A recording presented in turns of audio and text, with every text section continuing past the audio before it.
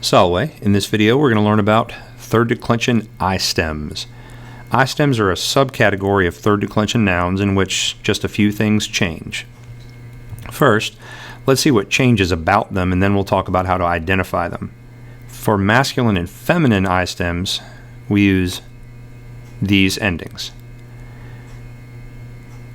If you look through them, you can see that there's only one difference between these and the regular third declension forms, and that is the genitive plural. It has an I added before the ending, and that is it. That's the only difference. So now, let's talk about how to recognize them. There are two general rules for recognizing masculine and feminine I stems, but I'm going to warn you that they don't always work. So with that in mind, here we go. The first rule is the parasyllabic rule. If words are parasyllabic, then they have the same number of syllables. If third declension masculine and feminine nouns are parasyllabic in the nominative and genitive singular, then they're probably I stems. An example is hostis, hostis, which means enemy. Both forms have two syllables, so it's an I stem. As a result, it's declined like this. Everything is the same as any normal third declension noun, except for this IUM in the genitive plural.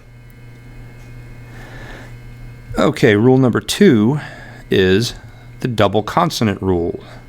For an example of this, let's use the word pons, pontis, which means bridge.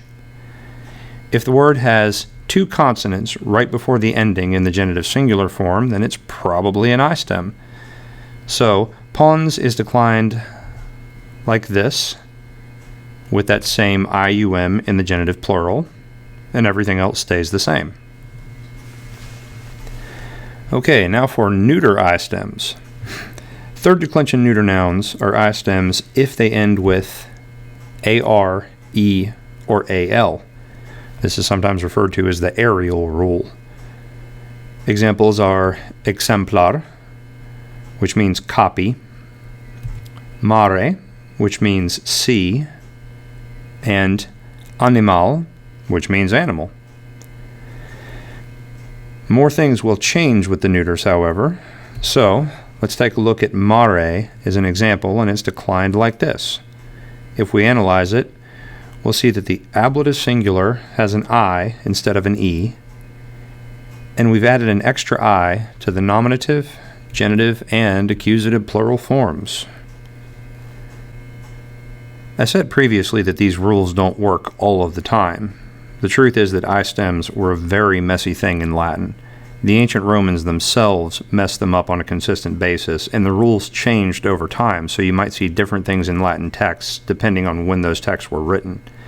For example, based on the double consonant rule, the words pater patris, meaning father, mater matris, meaning mother, and frater fratris, meaning brother, should all be I stems, but they aren't. Also, based on the parasyllabic rule, canis, which means dog, and senex, which means old man, should be I stems, but they aren't either.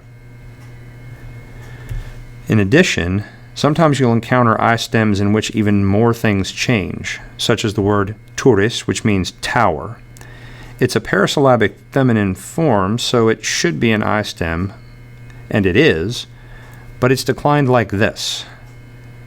We see the letter I showing up in several places that we wouldn't anticipate it. So, if you're dealing with a third declension noun, and you see the letter I in a place that you don't think it should be, don't be alarmed. It's probably just an I stem. You can look at the rest of the ending, figure out what it is, and proceed accordingly. To sum up, don't try to memorize everything about I stems. The ancient Romans didn't either, so no one can reasonably expect you to. More than anything, try to remember this one thing. If you see a noun that's parasyllabic or has double consonants before the ending, expect to see an extra I in the genitive plural form. Alright, that's it for the messy topic of I stems. Let me know if you have any questions. Wale.